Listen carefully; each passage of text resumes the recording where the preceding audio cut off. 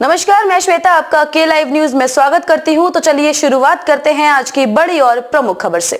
ममता सरकार को लेकर आपस में ही क्यों भिड़ गए जज, एक दूसरे का आदेश किया रद्द। आज सुप्रीम कोर्ट में सुनवाई। कलकत्ता हाई कोर्ट में दो जज एक फैसले को लेकर आपस में भिड़ गए। अब ये मामला सुप्रीम कोर्ट पहुंच चुका है, जिसकी आज सुनवाई होगी। भारत के मुख्य न्यायाधीश CJI DY चंद्रचूड़ की अध्यक्षता वाले 5 न्यायाधीशों की संविधान पीठ इस केस की सुनवाई करेगी।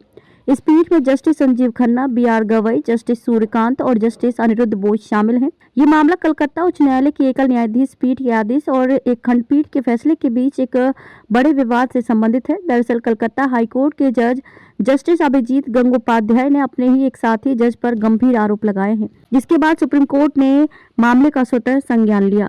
क्या है जस्टिस अभिजीत गंगोपाध्याय बनाम जस्टिस सोमेन सेन मामला? न्यायमूर्ति अभिजीत गंगोपाध्याय की अध्यक्षता वाली कलकत्ता उच्च न्यायालय की एकल पीठ ने एक आदेश पारित किया था। पीठ के आदेश में पश्चिम बंगाल में सरकारी मेडिकल कॉलेज में MBBS उम्मीदवारों के दाखिले में कथित अनियमितताओं को लेकर सवाल उठाया था। साथ ही उन्होंने इस मामले की जांच केंद्रीय अन्वेषण ब्यूरो यानी कि CBI से कराने का आदेश दिया था। न्यायमूर्ति अभिजीत गंगोपाध्याय की एकल पीठ ने MBBS उम्मीदवार इतिशा सोरेन द्वारा दायर याचिका पर पश्चिम बंगाल के मेडिकल कॉलेजों और अस्पतालों में MBBS उम्मीदवारों के प्रवेश में कथित अनियमितताओं की CBI से जांच कराने का निर्देश देते हुए कहा था उसे राज्य पुलिस पर कोई भरोसा नहीं है। याचिका पश्चिम बंगाल में मेडिकल कोर्स में एडमिशन के लिए फर्जी जाति प्रमाण पत्र जारी करने से जुड़ी थी। जस्टिस गंगोपाध्याय ने आदेश दिया कि राज्य की पुलिस इससे जुड़े जांच के पेपर CBI को सौंपते और आगे की जांच CBI करेगी। बाद में पश्चिम बंगाल सरकार ने कलकत्ता उच्च न्यायालय की खंडपीठ का रुख किया। इसके बाद न्यायमूर्ति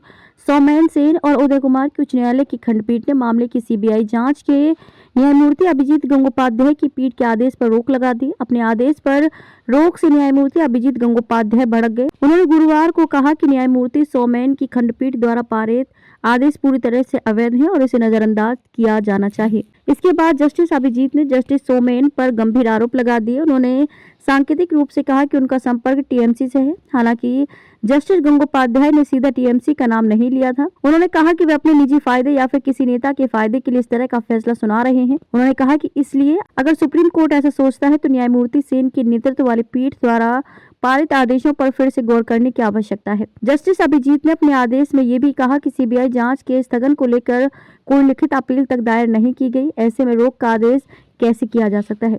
जस्टिस अभिजीत ने अपने फैसले की कॉपी कलकत्ता हाई कोर्ट के चीफ जस्टिस और CJI को भेजने का भी आदेश दिया था। दरअसल खंडपीठ के सामने बंगाल सरकार ने मौखिक अनुरोध किया था। इस पर ही खंडपीठ ने जस्टिस गंगोपाध्याय के आदेश पर स्थगन आदेश दे दिया। इसके साथ ही उन्होंने गुरुवार को CBI द्वारा दर्ज की गई FIR भी रद्द कर दी। अब प्रधान न्यायाधीश DY चंद्रचूड़ और न्यायमूर्ति संजीव खन्ना, न्यायमूर्ति BR गवई, न्यायमूर्ति सूर्यकांत और न्यायमूर्ति अनिरुद्ध बोस की संविधान पीठ शनिवार को इस पर सुनवाई करने वाली है। खबरों में अब तक के लिए बस इतना ही। फिर होगी आपसे मुलाकात ऐसी किसी बड़ी और खास खबर के साथ। तब तक के लिए नमस्कार और देखते रहिए के लाइव न्यूज।